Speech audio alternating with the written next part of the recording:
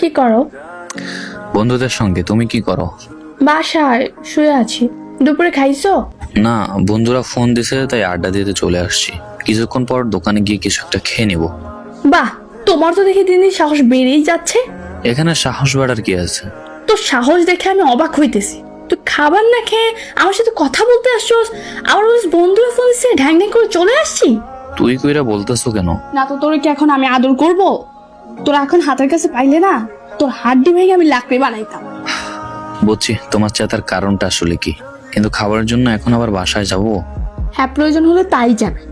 40 minute time দিছি, খেয়ে message দিবি। এর আগে তুই মরে গেল আমি মেসেজ দিব না। বাই।